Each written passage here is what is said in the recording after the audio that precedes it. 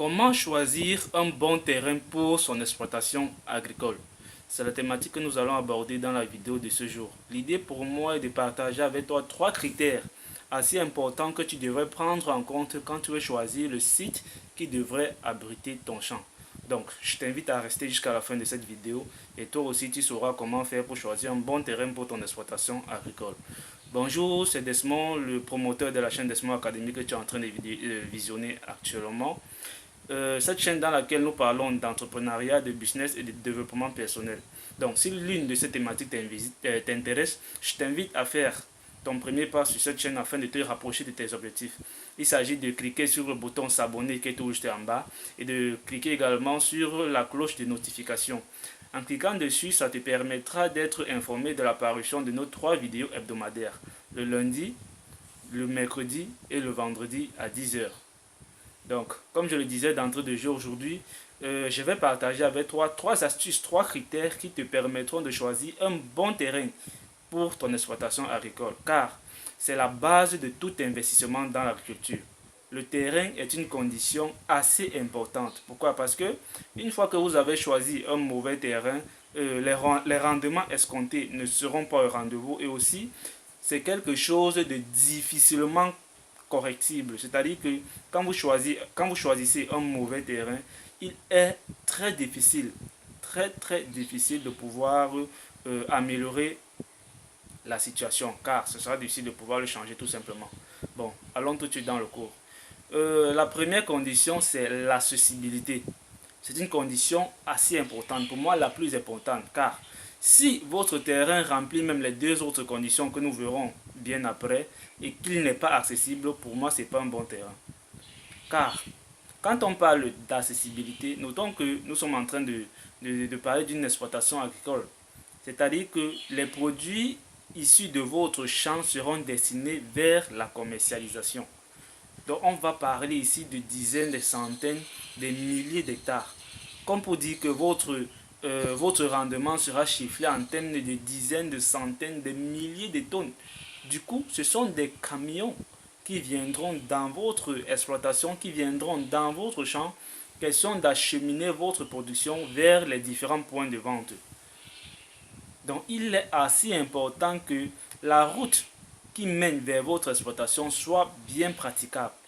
Et quand on parle de ce genre d'exploitation, généralement c'est dans des endroits, dans des zones rurales, dans des coins un peu reculés de la ville que vous pouvez trouver autant d'espace pour votre exploitation. Et nous savons généralement que dans ce genre de coin, la route n'est pas aussi praticable que ça. Donc du coup, j'attire vraiment votre attention dessus. C'est une condition assez importante pour choisir le site qui devra abriter votre exploitation agricole. Donc, allons tout de suite à au deuxième critère.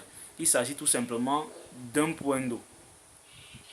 Nous savons tous que la disponibilité de l'eau est une condition sine qua non pour la survie de tout être vivant.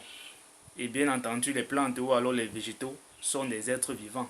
Donc, il faut à tout prix de l'eau en plein temps pour pouvoir vivre et donner un rendement optimal.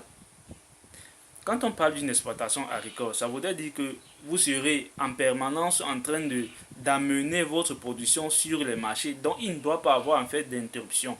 Comme pour dire que vous devez produire en plein temps au courant de l'année.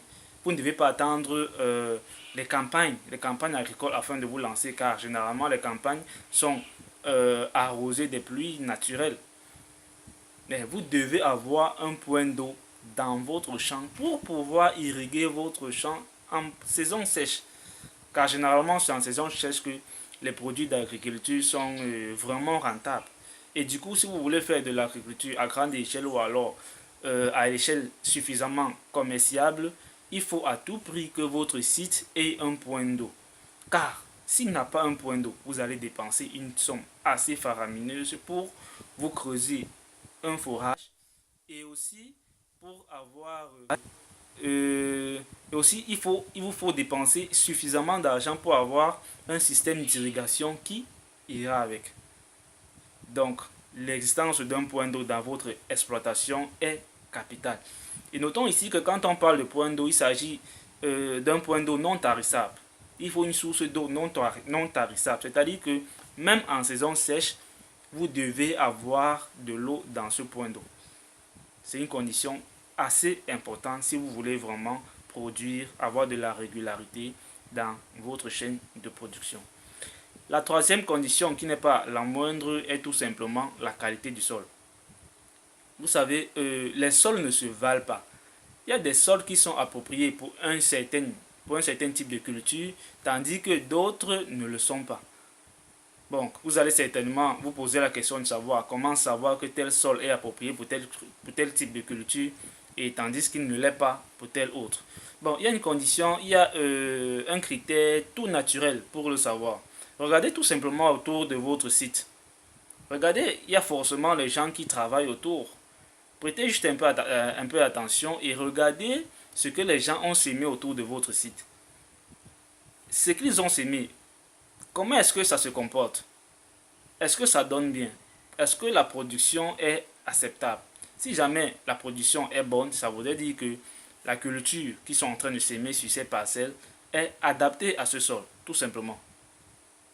Mais si jamais le rendement n'est pas bon, si ces cultures n'ont pas bonne mine, ça voudrait dire tout simplement que cette culture n'est pas appropriée pour ce sol. Ça, c'est une condition naturelle pour savoir en fait quelle qualité est le sol sur lequel vous avez l'intention de travailler. Bon, il y a également une autre condition qui est la plus viable mais qui est vraiment coûteuse, c'est de prendre un échantillon de votre site et aller dans un laboratoire agricole. Question d'analyser votre sol.